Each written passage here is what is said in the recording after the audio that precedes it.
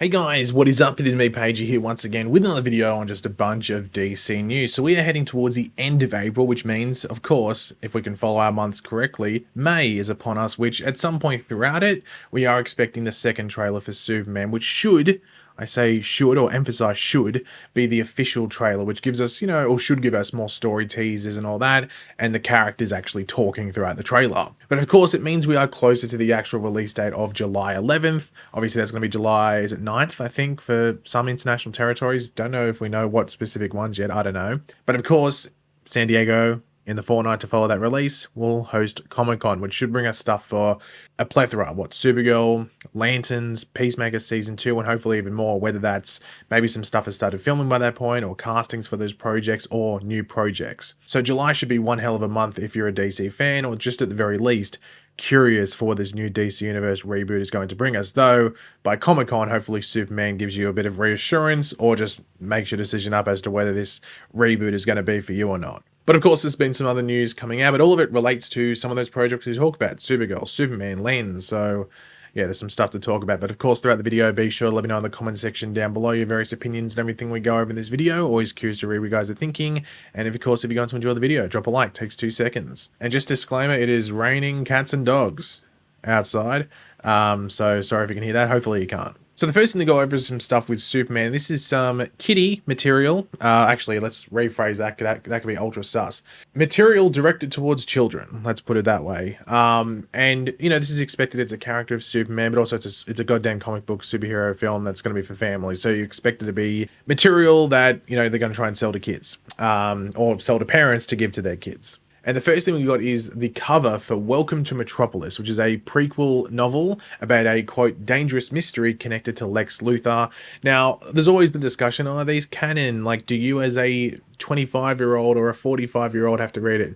No, not really. Like I'm not going to read it, but like if you're really curious about maybe some extra canon pieces, then you can read it. But obviously, your main canon should be the stuff that's actually in the films and the TV shows. And from what we know, there's video games coming our way, so those as well. But you can see the cover here, and it gives us another look at David Corenswet in the Superman suit.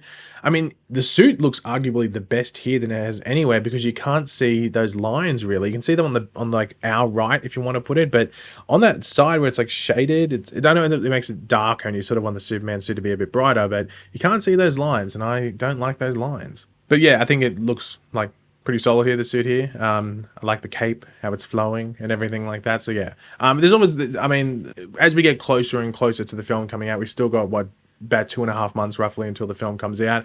We're going to get more of these looks and stuff like that from different angles and all that different stuff. So, we'll see more of it as it goes by. In regards to this actual story, I mean, it's obviously going to be directed towards children. I'm not too sure what the age range they really do for these things. Like I'd say like up to 14, maybe 15 is probably what they go for, but probably aiming for like a 10 to 12 range in regards to the rating level. But it will be interesting to see if it just gives any other like canon pieces to the universe. Like it mentions Gotham, it mentions like Central City, it mentions Midway, or whatever it is. That will be interesting. I don't think it will, but you never know. Or if it mentions other heroes, that's obviously a very curious thing. That's not going to be in Superman. But this continues because we have a few more kid-related, merchandise things. The first is this thing, or the next thing is this step into reading thing, which I guess is like, hey kids, learn how to read. But we get some new artistic looks at Superman, obviously front and center because the movie Superman. And then of course on his right, our left, we have Hawkgirl. I think Hawkgirl's suit is probably the worst out of this group, which apparently they called the Justice Gang as well. Apparently that came out, but anyway, I think hers is the worst, but I don't know. We'll wait and see how it looks in the actual movie. But on the right of Superman, or his left, is the Hammer of Baravia. Now, this guy was actually seen in the sneak peek. You actually saw like a big thing. People thought this was maybe, something else, or maybe like another villain, but it's actually the Hammer of Baravia. And that term, or that name, was actually seen on a newspaper article, I think from a set photo. I think it might have been a set photo. I can't remember exactly, but that term, Hammer of Baravia, and that's this dude here. I think he's just in a small sequence of the movie. I don't know if it's that meant to be this big thing.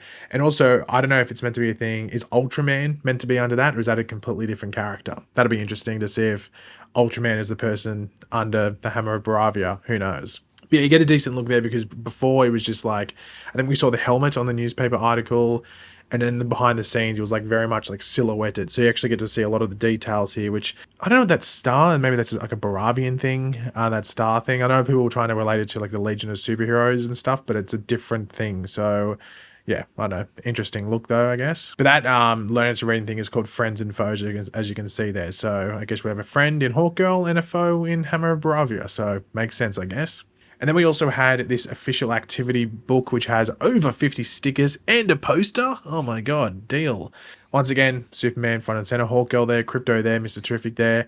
But on the left there, we can see Ultraman. If you zoom in, you actually get a bit more of a better color scheme, I guess, of what he's meant to be, and some of the designs there and stuff. Obviously, there's a lot of questions about this Ultraman character, and is it just going to be a clone of Superman? Is it going to be some like monstrosity? That's why he's covered up and everything, because his face is all disfigured, and he's humanoid, like he moves, but he's maybe a bit more of like, as I said, like disfigured and a bit more ugly under, and that's the need for the helmet or the mask, might I say. That's obviously a wait and see, but obviously this is going to be a creation of Lex Luthor's, and it will just be interesting to see if this movie is the only time that this character shows up within the DCU, or if it's meant to extend elsewhere. Like, there's a lot of theories around this, maybe leading to a Bizarro situation, maybe even potentially leading to a Doomsday type situation or something like that, but that's a wait and see.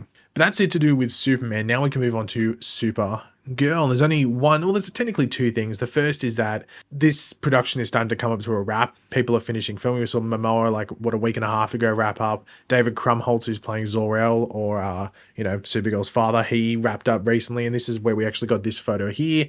And this is what's actually on the back of the actors' chairs. This is the artwork they're using. Now, this is not the official logo. This is not the official logo for the film. I've seen that put out there, but that's been disclaimed that this is not the official logo for the film. It's just what's being used on the back of the chairs and stuff. And we see this with a lot of films. I mean, I think the Flash movie, for example, had different things like that. They use, I think very much like a comic booky Flash thing. I think even with Superman, they didn't actually use the exact logo that the movies use. Like the exact, I think, color scheme, sorry.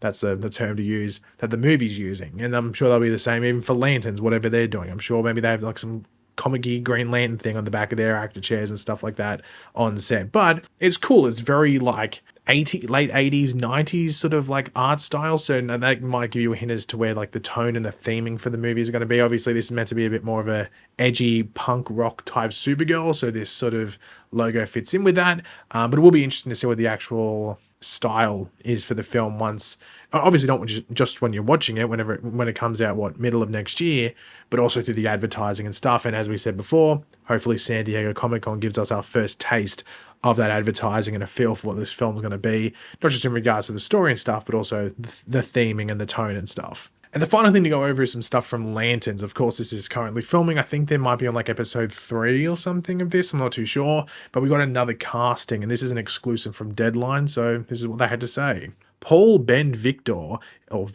is set for a key recurring role opposite Kyle Chandler and Aaron Pierre in HBO's upcoming drama series Lanterns, of course based on the Green Lantern DC comic.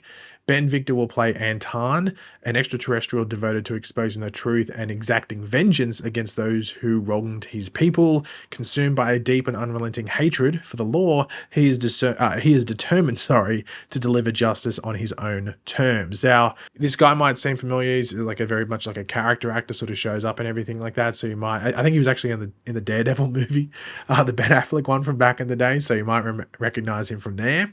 But the big thing with this is that Anton, however you want to pronounce the character, it's not a thing from the comics. This is a original character, at least based off the thing there. And one of the rumors that's going around is that the character he's actually playing, so Paul Ben Victor, will actually be playing the Red Lantern Atrocitus. Now, the description of this Anton, no, it's obviously extraterrestrial, so it could be Atan, I don't know. But the description of this character that he's reportedly been cast as seems pretty fitting for Atrocitus. Now, this would be a big leap because Lanterns it's coming across at the very least much more fantastical than many seemed going into it, and that was because they were saying it was going to be grounded. But I do wonder if the show starts off very grounded, like even the entire first episode, which they keep calling a pilot, which is not a pilot. It's not a pilot, it's just first episode now, because it's not. Pilot episode is a completely different thing. Anyway, let's not get into a tangent of like the misuse of the term pilot, but maybe the show of lands, not just for the first episode, maybe the first 2-3 episodes. I'm not too sure how long the first season's meant to be, but the first like handful of episodes is very much grounded, but it slowly grows into what people would sort of want from a Green Lantern show, and it gets more fantastical. It gets much more like a space opera, and then you get much more of these type of characters. Like obviously Sinestro's coming into it, but then some of the other Lantern Corps, like the Red Lantern Corps. Now, this could be an interesting thing where maybe they do it like an origin type thing for the Red Lantern Corps. Like they might do something where there's maybe only green and yellow, you know, the Sinestro Corps, and then maybe we get some of this the Red Lantern stuff creep in, and it's actually born within this show. That would be very interesting. Or we could just have it where this character just shows up and he's already a Red Lantern. But I don't know. I feel like there could be an interesting thing for like development wise and story wise and just universe building wise as well to maybe do that. But you know, whenever there's like an original character and you have this deep lore like within the Green Lanterns, you always have to question. It's like, hold on, you've got all this lore here with all these different characters within these different colored Lantern Corps. Why are you bringing in an original character? It makes you question it. So especially with like an actor that, you know, can pull off the acting required. So yeah, it's going to be interesting to see what it is, but I don't think it's a 100% certainty at all that he's playing Atrocitus, but I feel like that name of Anton is not who the character is. It's going to be something else actually from the comics, but it's just a wait and see in regards to what it is. But that description definitely leans into it potentially being a character like Atrocitus or similar to Atrocitus. But yeah, guys, thanks for watching. Hopefully you enjoyed the video. If you did, it'd be awesome if you could drop a like on it, show support. Let me know in the comment section down below your various opinions and everything we went over in this video. Of course, if you are new to the channel, make sure to subscribe, and I will catch you guys later. Goodbye.